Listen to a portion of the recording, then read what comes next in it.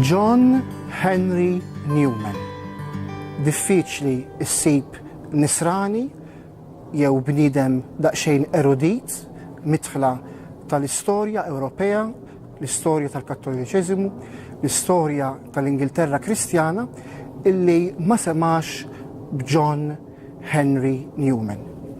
Imwieled Londra fis-sena 1801 u miet fl-1890, dak ifisser li ħajtu kopriet il-parti l-kbira ta' dik li fl-istorja ngħidula l-era Vittorjana. Newman Ingliż, ġej minn familja Ingliża, familja li kienet Anglikana, kif kienu il-familji kollha tal-Ingilterra il-parti l-kbira tagħhom f'dak iż-żmien. Ma ninsewx illi ma kienx ħaġa sabiħa għal wieħed Kattoliku fl-Ingilterra fi żmien il-Kardinal Newman li joqgħod juri jew jesprimi fil-pubbliku il-fidi tiegħu Kattolika.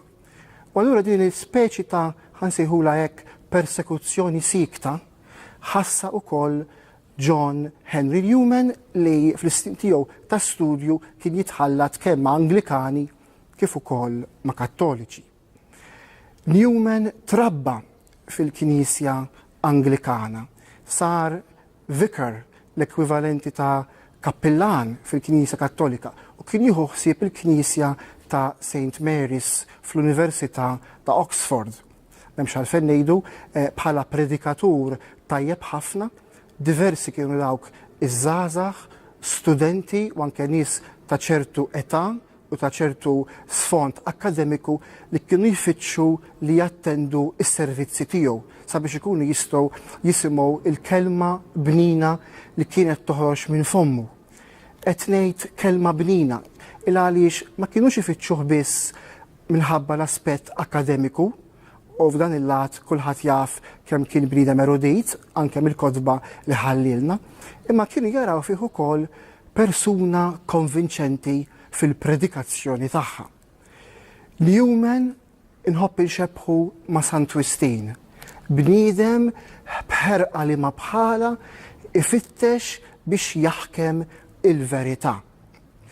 Nixtieq insemmi b'mod partikolari f'din l-ewwel parti ta' ħajtu is-sena 1833 meta kien fuq vjaġġ u f'mument ta' maltemp kiteb il-famuża poeżija tiegħu li ta' l-isem The Pillar of the Cloud, il-kolonna ta' sħaba, b'riferenza għal test fil-ktib tal-Eżodu fejn Alla l-imbierek propju jimxi mal-poplu permezz ta' dik is-sħaba.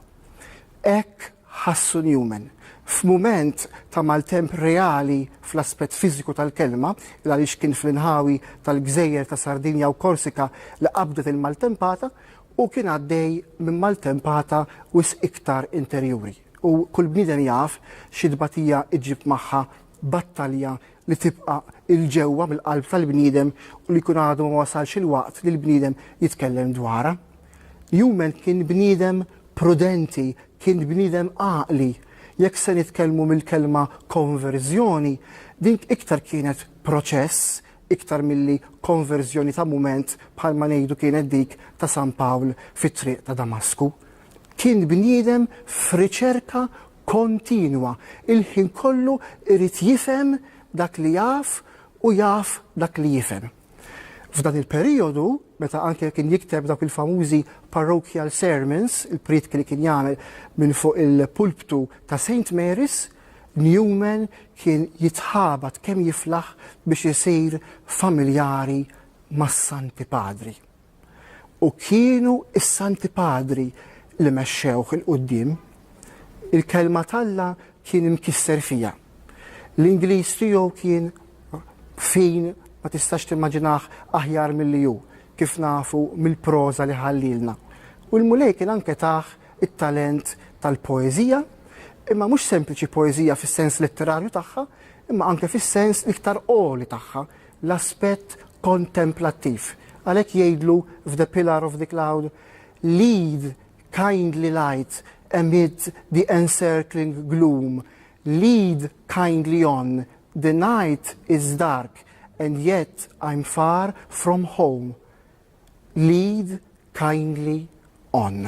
Jien għandi daqsxejn ta' poezija ta' 3 jew 4 strofi, traduċejta kif naf l-Malti, poġġejta fil-bidu tal-ktieb, ma diġà teżisti fil-Malti jidher li attribwita lil Rużar Briffa. Hija poeżija ħelwa li tirrifletti id-batija interjuri li kien għaddej minnha, anke fid-dawl tal-fatt li hu kien jaf li ekku mal-mument li hu jidħol fil-Knisja Kattolika kien se joħloq letteralment rivoluzzjoni qawwija fiħdan l-Oxford Movement li ju kien wieħed mill-fundaturi tiegħu u fil-Knisja Anglikana kollha kemm hi li fija kien tant irrispettat u imweġġaħ.